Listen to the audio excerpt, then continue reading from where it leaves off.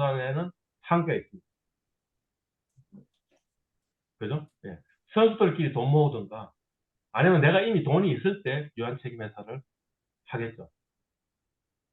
그죠? 예.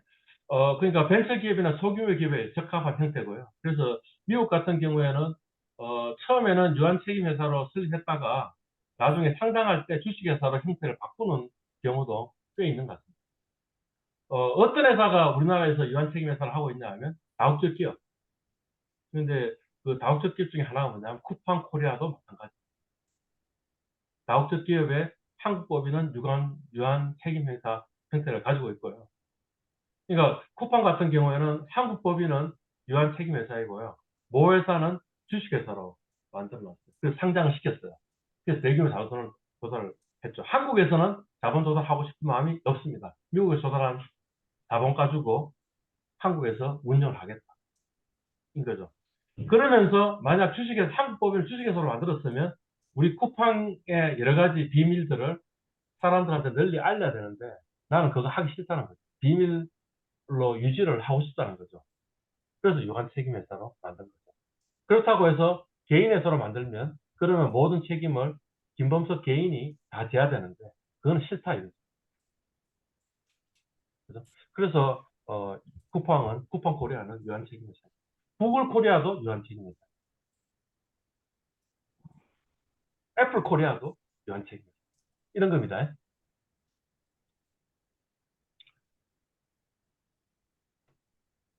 자, 유한책임회사, 유한회사가 어떤 차이가 있는지라는 걸 좀 이야기를 하고 있는데, 뭡니까? 어, 유한회사는 조금 더 플렉시블하네요. 그죠? 지분 양수도에 제한이 없는데, 유한책임회사는 사원 전원이 동의해야지만 지분을 주고 팔고 있고요. 사원청의 의결권은 비슷한 것 같네요. 비슷하지 않네요. 유한책임회사는 한 사람이 한 표이고요. 유한회사는 일주가 한 표니까, 유한회사가 좀 더 주식회사에 가깝고, 유한책임회사는 내가 일주를 갖고 있던, 만주를 갖고 있던 표가 한 표니까, 만주를 갖고 있을 이유가 없겠죠. 그래서 대개의 경우에 유한책임회사는 1인 회사인 경우가 상당히 많습니다. 아니, 그렇지 않겠어요. 나는 100주 갖고 있는데, 한 표만, 할 수 있고, 너는, 한 주만 갖고 있는데, 한 표를 한다 하면 내가 불리하잖아요. 그러니까, 사실은 유한책임회사는 1인회사. 아까 봤듯이 뭐예요? 미국에 주식회사가 있는데, 그 주식회사의 한국 지사가 뭐라는 거예요? 유한책임회사 형태를 갖고 있는 경우가 많습니다. 그죠? 의사결정도 뭐, 유한회사는 사원총회 그 이사회가 없고, 근데 이 유한책임회사는 좀 장점은 뭐냐면 업무집행사원이 사원청에도 있긴 있는데 업무집행사원이 그냥 의사결정하면 됩니다. 그러니까 한 사람의 대표가 있는 그런 구조를 가지고 있는. 그러니까 이제 여기서도 또 질문은 이런 거죠. 뭐 어떤 거냐면, 그러지 말고 업무집행사원이 의사결정하고 유한책임회사 장점이죠, 그죠? 그 다음에 1인 2표는 좀 이상하니까 1주에 하고 그 다음 기분 양수 제한이 없으면 좋을 텐데.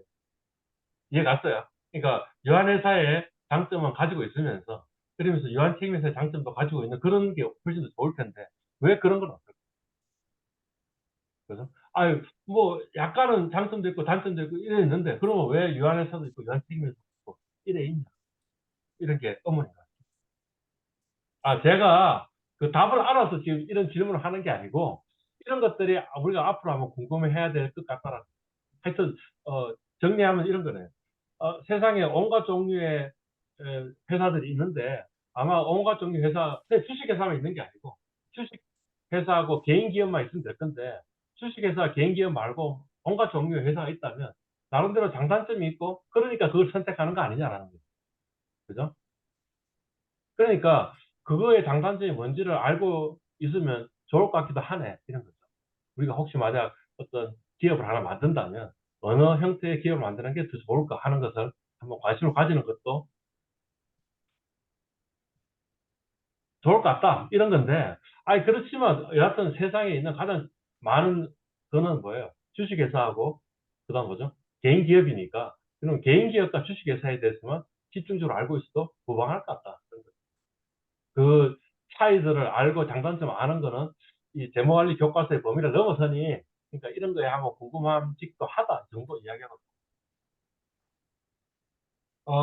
이 회사의 종류라는 게 왜 의미가 있냐 하면 환경이 바뀌면서 이 기업의 종류가 바뀌기도 하다라는 거죠. 그 대표적인 예가 투자은행인데 정권회사, 미국의 정권회사를 투자은행 이렇게 이야기를 하는데요. 원래 투자은행은 파트너십이었다는 거죠. 한 명 회사였다는 거죠. 그래서 파트너들이 각각 이 지분을 가지고 있는 무한 책임을 지는 그런 형태였는데, 이 전문가 집단이. 근데 어느 순간인가 이 국제 경쟁이 심화되니까 투자은행도 자본이 굉장히 중요해집니다.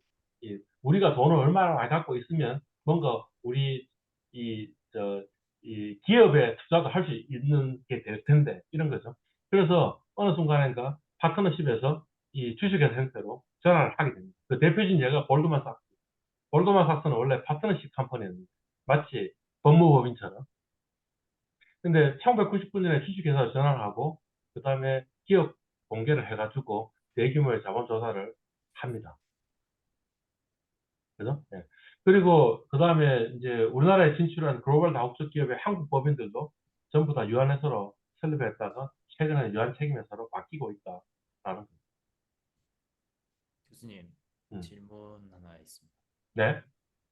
그 투자은행이 한명회사에서 주식회사로 바뀌는 어떤 트렌드가 있었는데 한명회사가 아까 그 약간 레퓨테이션이 중요한 사업에서 보통 된다고 했는데 그러면 주식회사로 바뀌게 되면 그 대리인 주대리인 그렇죠. 그러니까 레퓨테이션을 관리하기 힘든 문제는 생기는 거죠. 그러니까 결국에는 레퓨테이션 관리하는 문제는 생기지만, 그렇지만 돈 많은 게 더 중요한 것 같아라고 생각하니까 골드만삭스는 주식회사로 바꿨겠죠. 그죠? 예. 글로벌 다국적 기업의 한국 법인이 유한회사에서 유한책임회사로 바꿨다는 거는 뭐냐 하면 뭐 어떤 거예요?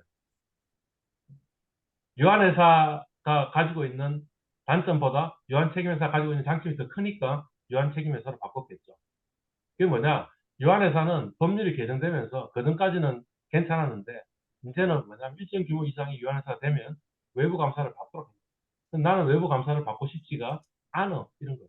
그러니까 유한책임회사 소식 변경을 한 거죠. 그러니까 그 회사의 종류를 좀 알고 있을 필요도 있는 것 같다. 지금 몇 시예요? 지금 12시 50분입니다. 12시 50분. 한 5분 쉬고 다시 시작할까요? 5분 쉬겠습니다. 55분에 다시 봅시다. 네.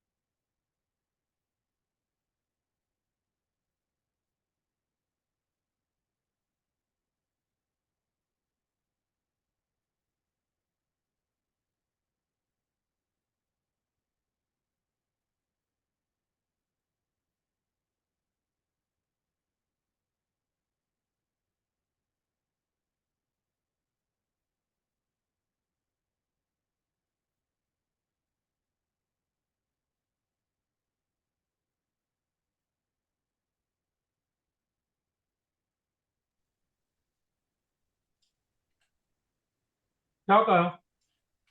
네.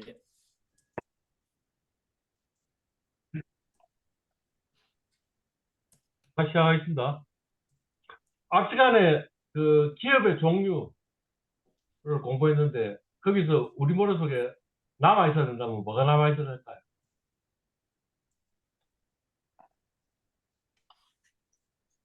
개인 사업자, 법인과 그걸 회사, 음, 가장 중요한 게 뭐였을까? 머릿속에 만약 각인을 시킨다면 뭘 각인을 시켜야 될까? 하여튼 기업의 종류를 배웠습니다. 네. 예. 근데 거기서 가장 중요한 기업은 뭔 것 같아요? 주식회사인 것 같습니다. 주식회사와 개인기업. 네. 그죠? 예. 그러니까 사실 우리 머릿속에 남아야 될 거는 개인기업과 주식회사의 차이만 머릿속에 남아있어도 무방합니다. 대부분은 개인기업과 주식회사입니다. 그죠? 예. 개인기업과 주식회사의 가장 큰 차이는 뭔 것 같아요? 책임 소재 정도인 그러니까 것 같습니다. 개인기업은 아, 책임 소재가 무한 책임. 무한 네, 책임이고, 그 다음에 주식회사는 무한 책임. 유한 책임이다. 그죠? 예. 그것만 머릿속에 남아있어도 되는 거고요. 그 다음에 우리가 지금 앞 시간에 배웠던 가장 중요한 건 뭐예요? 주식회사라는 게 대단한 거다. 이런 거잖아요. 이걸로 인해 가지고 대규모 자본 조달이 가능해졌고, 그래서 뭐예요? 소유와 경영이 분리된 거고, 소유와 경영이 분리됐다는 말은 무슨 말이냐면 돈 가진 사람과 능력 있는 사람이 서로 풀업을 함으로써 자본주의의 효율성이 달성된다라는 거고. 그죠? 아니, 그거 말고 뭐 합사해서 한 명에서 뭐, 멋시기 많았는데,